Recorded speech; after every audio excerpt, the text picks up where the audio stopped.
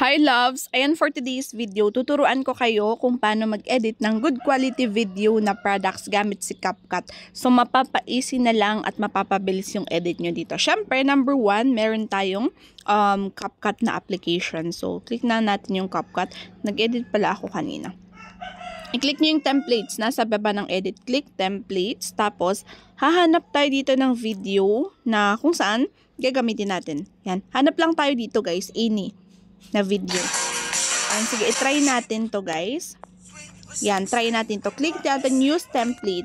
So, use template, tas mamimili lang tayo ng video. Syempre, dapat meron na kayong naka-ready na video para dito. Kasi itong CapCut, ang ibibigay niya lang is yung paano edit, yung edit ng video. Syempre, yung video, ikaw magpa-provide niyan. So, maglagay tayo, like for example, itong mga to. Tapos, edit na lang natin siya. Ayan, bago mo i-next dito guys, bago nyo i-next, i-click nyo muna yung video para makita nyo, iset nyo kung saan yung gusto nyo na makuha ng video. Ayan, for example, kung dito sa bago, ayan, kanyan, dito. I-check natin kung okay na yun sa inyo. Syempre, edit natin yung second na video, ganyan. Ganyan din siya. And, next, ito namang isa, number 3. So, maganda guys, na i-edit nyo para maganda siya talaga. Tignan, ayan. Yan, 'di ba? So pagkasunod-sunod 'yan o yung next video naman natin. Ganyan lang, edit lang natin and then next natin, yung next naman yung iba. Yan. Na-edit na pala to. So tatanggalin ko to, ibahin natin. So mag-add ako. Or pwede rin ganyan lang. So i-next natin kung okay lang. And tignan natin, ganyan na magiging edit niya. Yan. Meron na siyang music guys, 'di ba? May music na 'yan guys. Meron na din siyang edit. And then, yung words lang ang wala. So, pwede nyong i-save. I-save natin. Oops. Kailangan pala lagyan lahat. Wait lang. Ulitin lang natin. Para maglagyan natin lahat. Hindi pala siya pwede pag hindi nalagyan lahat. So, try natin this one. This one. So, last. Dalawa na lang na edit. So, I will try this and this. Ay, wait lang.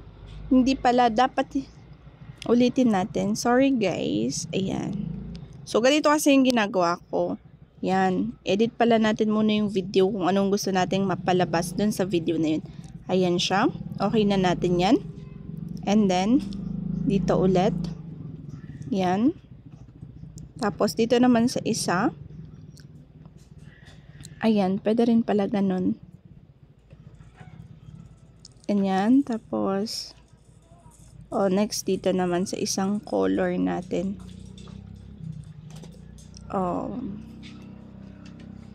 Okay. Ganyan. Next na color. Yan. Edit ko lang guys. Tapos, bago natin.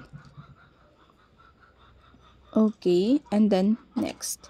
For sample lang naman, ganito ginagawa ko guys. Maganda guys yung ganito yung ginagawa natin. At least nakaka-help siya. So, next natin. So, magaganda yung edit din nila dito sa CapCut. Maraming ibang designs ng video. Syempre, ito lang yung pinapakita ko sa inyo is sample lang. Ayan. So, 'di ba? May music na yan, pero mamaya, pwede nyong lagyan ng words yan para mas maganda. Mas nakakaakit pag may mga words kang ilalagay sa video, hindi lang yung ganyan. Ayan. So, 'di ba? And i-export natin muna para makuha. So, nag-stop yung video, nag-decode. Okay, so na-save na natin yung video. So, i-back na natin and pupunta tayo sa edit ng CapCut. Click edit and click new project. I-new project lang natin siya. And then, na-refresh nyo para lumabas yung na-edit natin kanina. Ayan, na video. Bakit ayaw niya? Walang lumalabas. Wait lang. Palabasin natin guys ha. Ayan yung 22 seconds. Ganun lang kasi pagka-edit nyo agad, syempre hindi lalabas yung ano. Pwede nyong tanggalin yung music nito. Tanggalin natin yung music tapos i-music natin yung ibang viral. Syempre gamitin nyo yung viral na music ngayon dito sa TikTok. So yan, lalagyan natin ng text. So add text. For example, ito yung aking product na to is lagyan nyo lang yung title ng product. So, for example, top and skirt turno. Knitted coordinates. Ayan, knitted stripe coordinates. Lagay natin. coordinates. And then yung fonts. Syempre yung fonts natin, edit nyo. Ang daming fonts natin dito, kayo na bahala. May free naman dito sa, sa CapCut actually. Pero ito yung ginagamit ko. Asan na yun? Asan na yun? Nawala na yun. Diba? Pag mag-edit ako, wala na. But anyway, ayan. Pwede rin ganito. Para aesthetic siya tignan. And click natin yung styles. Pwedeng black, ganyan lang. Skirt and stripe coordinates. Yes, ganyan. Tapos lagyan nyo ng animations. So, click nyo lang to. And merong animations dito, guys. Ayan, animations. And ito, ganyan lang siya. Tapos, yan. Pwede kayong maglagay ulit ng text. Ayan. So, pwede nyo i-describe yung video, stretchable, and comfy. So, pwede nyo ilagay yon, stretchable and comfy. Lagyan nyo yung animations. Ganyan na yung kanyang fonts para magkakaparehas. Tapos, ayan, knitted material, yung ilalagay yun. Knitted material, tapos animation ulit. So, lagay nyo lahat ng ng info about this product para hindi na mahirapan yung, ayan, buyer na i-check pa yan sa description box ng product. So, knitted yung material, tapos pwede nating ilagay na 411 ako. Kasi, i-check din nila yung height ng nagsuot. Ayan, 4'11 ako. Ayan.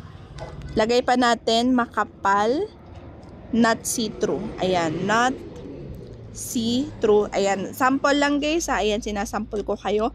Ano ilalagay nyo sa mga products nyo. Not see-through. So, meron pa tayong ganyan siya. Super nice quality. Yan. Ganyan lang siya. Maganda guys. Nakakatulong siya sa inyong mga products. Ayan. Pwede nyo palalagay. Check out na sa yellow basket. So, dalawahin natin siya kasi. Ayan. Oops. Check out. Yung spelling niya guys. Yan, check out na sa yellow basket. Pwede nyong yan, ibahin yung fonts niya. Yan, ganyan. Para kita. Tapos yung animations nyo, ibahin nyo na rin. Yan, check out na sa yellow basket. So, 'di ba? Maganda siya. So, i-play natin yung ating video. So, kayo maglagay ng musical. Hindi ko linagyan dito ng music kasi nga maka-copyright tayo. So, yan siya. Tapos, ganyan. Ayan, at least may mga words, 'di ba? Ganda niyan. Simple lang siya pero maganda tignan. Ayan. So, ganun. Ganun lang kayo mag-edit, guys. Yan. So, gamitin yung templates tapos tsaka nyo lagyan ng words para mas maganda siya tignan, guys. Ayan. So, yun. Tapos yung ating video. So, pwede ko nang i-export to actually. Yan. Gagamitin ko na rin siya sa akin. Okay? So, i-check natin yung videos ko na iba sa TikTok account ko. So, para makita niyo yung mga products. Yan, pwedeng with music. Pwedeng ganito with music. Tapos yung iba kahit voice over nyo. Maganda din guys pag voice over nyo. Ayan. Maganda din pag nag-voice over kayo. I-check nyo yung mga videos ko dito sa TikTok account ko. Ayan. So, nagkaka-sales naman tayo guys. So, wala pa. Mag-1 month ako sa November 9. Kasi nag-affiliate ako dati pero nag-stop ako. So, mag-1 month pa lang ako na magkakaroon na affiliate dito. So, meron naman akong sales. I-check natin. Ngayon, today, wala. Pero, okay lang yan. Continuous pa rin. So, ito. 1 month ko is 2,477. Pero, wala pa. May dagdag pa yan kasi may mga orders pa na parating yung settlement commission. So, yun lang. I hope natuto kayo paano mag-edit ng maganda din na quality na video for your products.